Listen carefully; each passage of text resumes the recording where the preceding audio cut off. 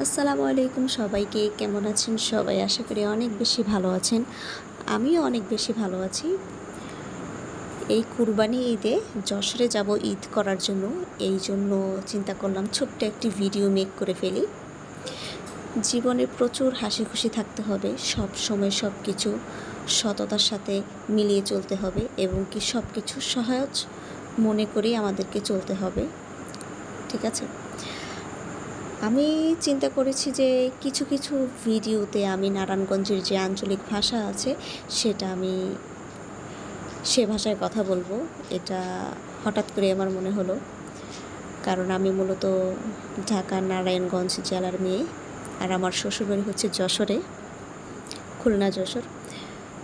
তো আমি আসলে একটু ট্রাই করব, কারণ নারায়ণগঞ্জের ভাষা আমি অনেকটাই এখন উল্টোপাল্টা করে ফেলি,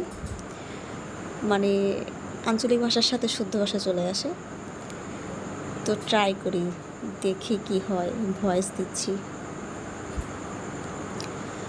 তো দেখা যাইতেছে যে আমি অনেক অনেক আনন্দে আসিলাম, যে অনেক দিন পর দেখা যাইতেছে 1 বছর পর আমি আমার শ্বশুর বাড়িতে যাইতেছি ঈদ করার জন্য।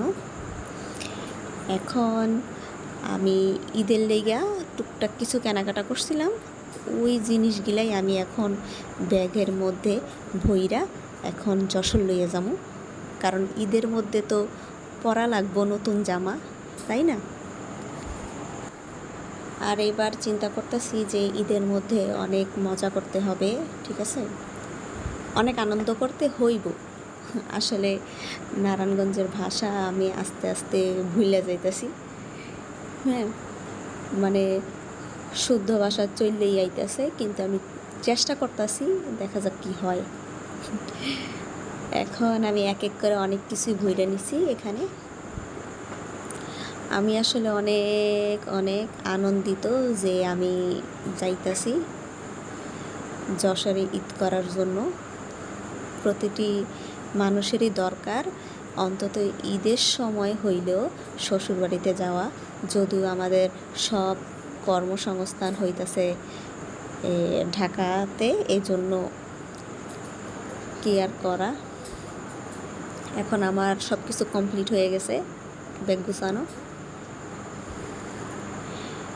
এখন ফাইনালি রেডি হয়ে গেছি যাওয়ার জন্য, কারণ সকাল 8টা থেকে 8:30 বাজে আমাকে বাস ছাড়বো কইছে।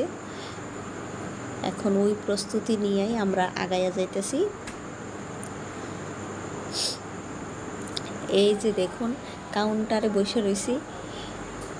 আসলে দেখেন, এই যে এত ভিড়, এত কিছু, এত কোলাহল, এরা আসলে একটু দেশে ঈদ করার লইগিয়া আসলে এরা এত কষ্ট করে এখানে বসেছিল, এত পরিমাণে ভিড় ছিল যা বলার বাহিরে।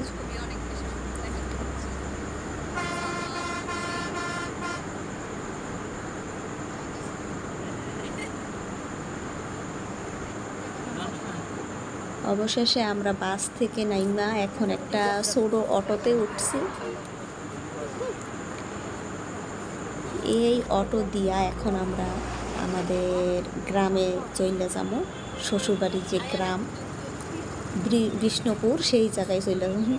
আসলে আমি এই জায়গা চিনি না, তো এই জন্য এর নাম ঠিকানাও আমার আসলে জড়তা চলে আসে। আর এই যে দেখতেছেন, এগুলো হইতেছে তাল, ঠিক আছে। ঢাকা শহরে একটা তাল 40 টাকা করে বিক্রি করে, আর আমরা ওইটা কিনা খাই।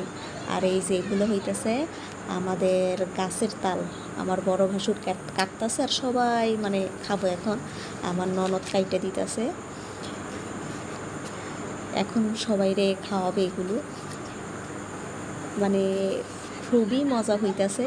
প্রথম দিনই আইসা এই তাল খাইলাম।